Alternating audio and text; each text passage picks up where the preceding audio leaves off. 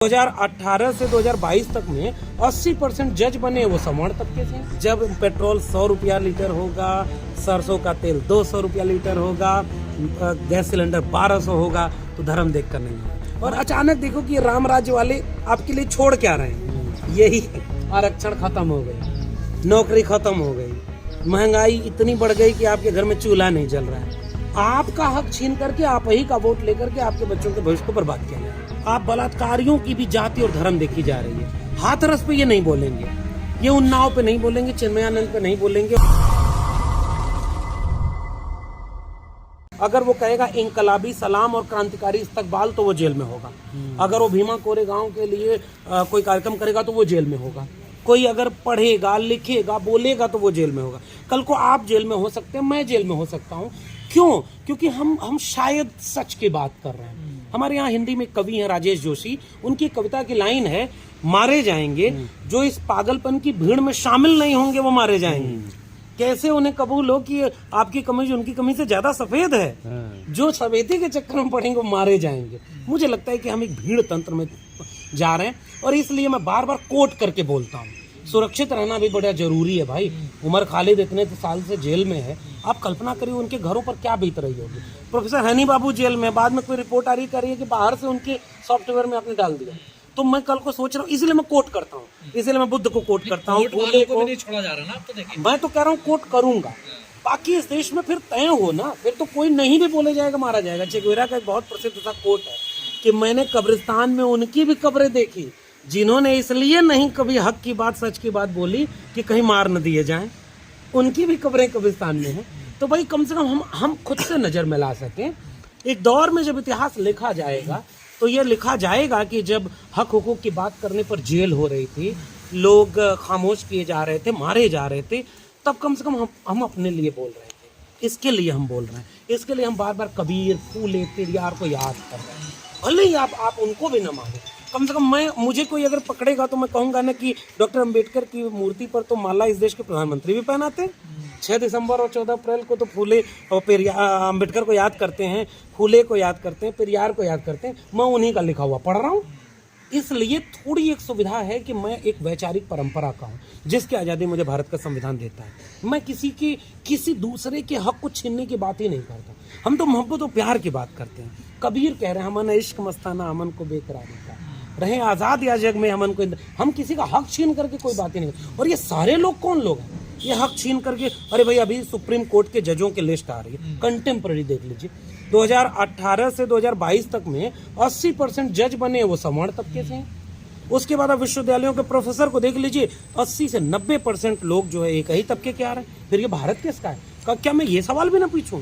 क्या मैं ये ना पूछूं कि जहां सरकारी नौकरियां बेची जा रही हैं, रिजर्वेशन खत्म किया जा रहा है, सारे प्राइवेट सेक्टर में रिजर्वेशन नहीं है, क्या ये सवाल पर पूछने पर भी आप जेल में डालेंगे? चलो छोड़ो देवी देवता की बात। एक तो मंदिर और मंदिर की लड़ाई को वो बार बार चाहते हैं कि इसे हम बट के रहें, हम उसका एक वैचारिक स्टैंड रखते हैं। लेकिन मैं कम से कम आज का सवाल पूछ रहा हूँ भाई, इस देश की सरकारी कंपनियां बेची जा रही हैं, ये मेरी चिंता नहीं होनी चाहिए। नौकरी खत्म हो गई, मेरी चिंता नहीं होनी चाहिए। 80 करोड़ लोग गरीबी रेखा के नीचे हैं, 5 किलो अनाज और 500 रुपये पे जी रहे हैं। क्या मेरी चिंता, मेरे भारत की चिंता ये नहीं है? इस पर भी आप जेल में डालोगे? पर चिंता तो भगवे को लेकर हो रही है ना देश में। देखिए उनकी चिंता हमेशा ऐसे मुद्दों की रही है। वो बार बार ध्यान भटकाने के लिए, हमारे गांव में एक कहावत चलती थी, मैं बार बार वो कहता था, भैंस चुराने वाले रात के अंधेरे में आते थे और घंटी निकाल लेते थे। तो घंटी लेके एक चोर उत्तर भागता था, बाकी चोर दक्षिण भागते थे। और अंधेरे में भैंस पकड़ने कहाँ जाएंगे जैसे घंटी की आवाज आ रही, और अंत में वो फेंक कर घंटी भाग गए, आपको मिली घंटी, भैंस चोरी करके ले गए। लेकिन यहाँ खतरा क्या है? वो घंटी भी नफरत की बांध रहे हैं भाई। अगर आप नहीं भी बोलेंगे तो इतना हर तरफ इतना उग्रता, इतना वैमनस्य, इतना नफरत, लड़ते रहो, आपस में लड़ते रहो, मेरा इसने छीन लिया, मेरा इसने छीन लिया, मेरा उसने। वो बंदर एक था और 2 बिल्लियां थी, दोनों को रोटी मिली तो दोनों आपस में लड़ने लगी, इसकी ज्यादा कि इसकी। बंदर आया, कहा कि रुको मैं न्याय करूंगा, तराजू लेके आया और दोनों की रोटी तराजू पर रखता था, लाओ बराबर का। जब देखा कि एक तरफ भारी है तो उसमें से तोड़कर खा लिया, तो दूसरी वाली भारी हो गई, उसको तोड़ के खा लिया, कहा बराबर बांटूंगा रोटी। और दोनों तरफ की रोटी खाते खाते अंत में सारी रोटी खा गया, कहा देखो मैंने न्याय कर दिया, तुम्हें भी कोई रोटी नहीं मिली और उसे भी कोई रोटी नहीं मिली। मैं इसलिए चाहता हूँ कि इस देश में हक हुकूक की बात हो, ये भगवा की बात और ये सब तो फिलहाल मुझे लगता है कि हो सकता है 20-25 साल बाद लोग याद करें कि यार हमारे देश में रंग की भी धर्म होते थे, फूलों की भी जाति हो गई थी, पानी का भी जाति पूछे थे लोग, मूंछ रखने की भी जाति, बड़ा अफसोस करेंगे। पर इसको बाहुल्य आबादी की भावना से जोड़कर दिखाया जाता है, ये नहीं दिखाया जाता कि चंद लोग हैं जो विरोध कर रहे हैं। वो एक ताकत में बाहुल्य है, आबादी वो ताकत में है, इसलिए जो ताकत में होता है वो कहता है कि मेरा ही विचार सबका विचार है, जिसकी लाठी उसकी भैंस टाइप का मुहावरा हो गया है। उनके पास मीडिया है, उनके पास पैसा है, उनके पास संगठन है, उनके पास सत्ता है, और उनके पास एक उत्तेजना वाला, लोगों को नफरत कराने वाला विचार है। तो ये विचार बहुत तेजी से लोगों के बीच फैलाया जा रहा है, और इस विचार को चूंकि सत्ता के जरिए घर घर पहुंचाया जा रहा है, इसलिए खास किस्म की बहुत उत्तेजक भीड़ तैयार कर दी गई है। मेरा मानना यह है कि अभी भी इस देश में 80% आवाम नफरत पसंद नहीं है, लेकिन वो खामोश होती है, और जब आप खामोश होंगे तो जो ताकतवर है उसी के पक्ष में गिने जाएंगे। जो 10%, 15% लोग सेकुलर, डेमोक्रेटिक, प्रोग्रेसिव, भारत के संविधान को मानने वाले हैं, वो थोड़े से लोग बोल रहे हैं। उत्तेजक भीड़ किसने तैयार की है सर? भीड़ तो देखिए, भीड़ जिसके पक्ष में काम कर रही हो वही भीड़ तैयार करेगा। इस उत्तेजना का फायदा जिसे मिल रहा है वो उस उत्तेजना को भड़काएगा। पूरे देश, जैसे मान लीजिए आग लगाई जाए कहीं, तो आग से जिसका घर जलेगा, अंततः वो, आप गौर करेंगे, कैमरा ले जाएंगे तो वो अपना घर बुझाने में लगा। थोड़ा नाम बता दीजिए। जो आग लगा रहा है उसको पहचानिए, क्योंकि उसका आग से फायदा हो रहा है। एक आदमी रोटी बेलता है। ये तार्किक जो अभी आप बात रख रहे हैं, ये तर्क कहाँ गायब हो जाते हैं? व्हाट्सएप यूनिवर्सिटी का ज्ञान ज्यादा हावी हो गया है।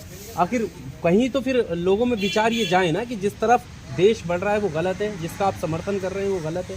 कैसे सुधार आएगा? बिल्कुल चिंता आपकी वाजिब, और मेरी भी कभी कभी चिंता होती है कि मान लीजिए मैं बहुत अच्छी अच्छी किताबें पढूं, मैं कबीर को कोट करूं, मैं रैदास को करूं, तमाम लोगों को पढूं, भगत सिंह को पढूं, और फिर मैं देखूं कि मेरे सामने, मेरे समाज में तो उसका असर दिख नहीं रहा।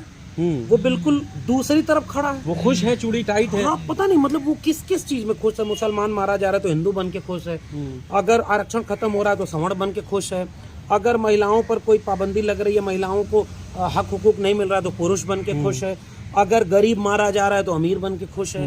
उन सबको अलग अलग पहचान में खुश किया जा रहा है। इसलिए मेरी चिंता तो होती है कि मेरी आवाज़ कहीं गुम तो नहीं हो जाती है, गाँव तक जाती है कि नहीं, लोग इससे प्रभावित होते हैं कि नहीं। मेरी चिंता है, और ये होनी भी चाहिए। पता नहीं, लेकिन फिर भी मैं निराश नहीं होता हूँ। मैं फिर कह रहा हूँ ना कि जो लोग नफरत करा रहे हैं उनके पास बहुत ज़्यादा तंत्र है, और एक खास किस्म से नफरत के लिए इस देश को बहुत बहुत पहले से तैयार किया गया है।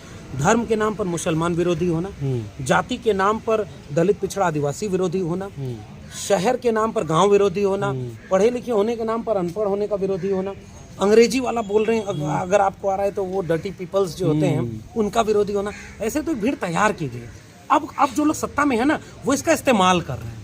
वो धर्म के नाम पर एक धर्म के खिलाफ दिखा करके दो काम कर रहे हैं, अपने लोगों को खुश कर रहे हैं और गोलबंद कर रहे हैं। मेरा काम क्या है, मैं इस तरह के हर नफरत के दौर में खड़े होकर के बोलूं, और ये बोलूं कि धर्म के नाम पर ये जो आग लग रही है सब मारे जाएंगे।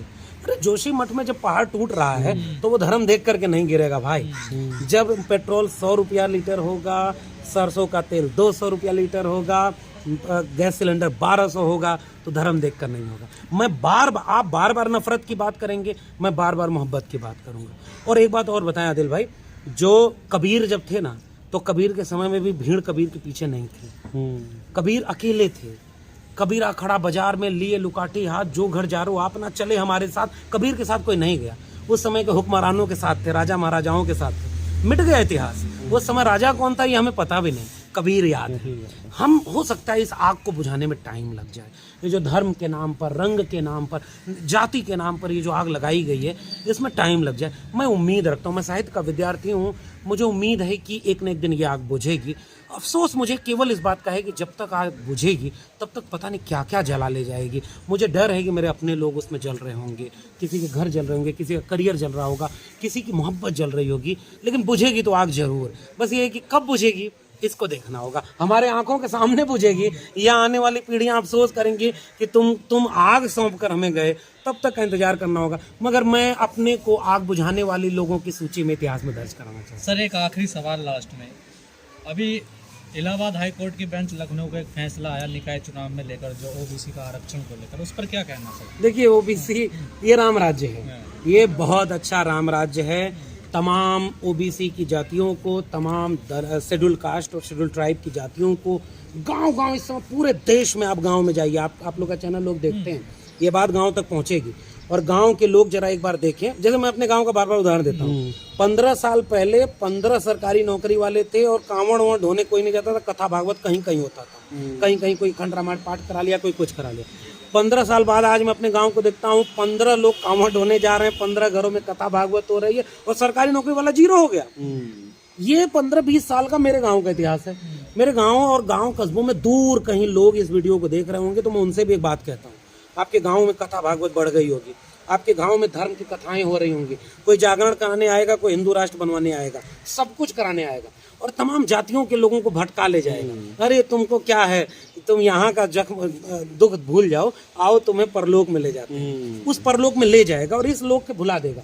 और उन लोगों को मैं कह रहा हूँ, आप अपने बच्चों की नौकरी को याद करो और अचानक देखो कि राम राज्य वाले आपके लिए छोड़ क्या रहे हैं। यही आरक्षण खत्म हो गया, नौकरी खत्म हो गई, महंगाई इतनी बढ़ गई कि आपके घर में चूल्हा नहीं जल रहा है, आपका हक छीन करके आप ही का वोट लेकर के आपके बच्चों के भविष्य को बर्बाद किया जा रहा है। मैं उन्हीं से गुजारिश करूं, मेरी कोई टिप्पणी नहीं है इस पे। ये जो ओबीसी आरक्षण जिनको नहीं मिल रहा था, जिनको ये समझाया गया कि ओबीसी का हक कुछ लोगों ने खा लिया, आओ तुम हिंदू बन जाओ, हम तुमको अखंड भारत देंगे, लो तुम्हें ये अखंड भारत में राम राज्य में ये मिल रहा है। तुम्हारा आरक्षण केवल उस निकाय चुनाव में नहीं खत्म हुआ, 69,000 शिक्षक भर्ती घोटाला, उसके बाद कोई भी अभी एक भर्ती हुई है जिसमें 2 दर्जन लोग हुए हैं, जिसमें से 2.25 दर्जन केवल सवर्ण भर्ती हुए हैं। चाहे प्रोफेसर की नियुक्ति हो, चाहे समूह क, समूह ग, समूह ख, सबकी नौकरी में आरक्षण खत्म है। तो राम राज्य में शंभू कर एकलव्य अपनी जगह न भूलें, उन्हें उन किरदारों को वही जगह मिलेगी कि यज्ञ में होम आपको होना है और मलाई वही खाएंगे। इसलिए जरा हिंदू राष्ट्र के नाम पर जो लोग एंजॉय कर रहे हैं, उन लोगों को अपने बच्चों के भविष्य की चिंता है। धर्म न कोई पार्टी से बचता है, न कोई नेता से बचता है। ये नेता नहीं थे तब भी इनका धर्म था और ये नेता नहीं होंगे तब भी इनका धर्म रहेगा। लेकिन आपके बच्चों का भविष्य इन नेताओं ने जो बर्बाद कर दिया, आपके बच्चे आपसे पूछेंगे कथा भागवत तो कर लिए, धर्म के नाम पर अखंड भारत बनवा लिए, हमारी शिक्षा हमारा रोजगार कहाँ गया। केवल मेरी चिंता है। आजकल हिंदू को मुसलमान बनाया जा रहा है, जिहादी शब्द का प्रयोग किया जा रहा है, जैसे अनीश राज जिसने दिल्ली अच्छा हाँ, ये अभी एक घटना मैंने देखी भाई, कुछ दिन चला कि वो मुसलमान है, अनीस मोहम्मद अनीस राज, और लगे सब हिंदू राष्ट्र वाले जिहादी अरे वो चैनल भी वो अजीब है भाई, तलवार लेकर के एनडीटीवी आज तक समय चलाया है। टिप्पणी करूं, मुझे अफसोस होता है इस सब बातों पे टिप्पणी करने के लिए, लेकिन मजबूरी ये है कि अगर आपके सामने ये सब होगा, आप मान लीजिए कोई गला काट रहा होगा तो बोलना तो पड़ेगा भाई कि भाई मत काटो, मेरी भूमिका तो ये होगी। इसलिए मैं बार बार कह रहा हूँ, ये चारों तरफ नफरत फैलाई जा रही है।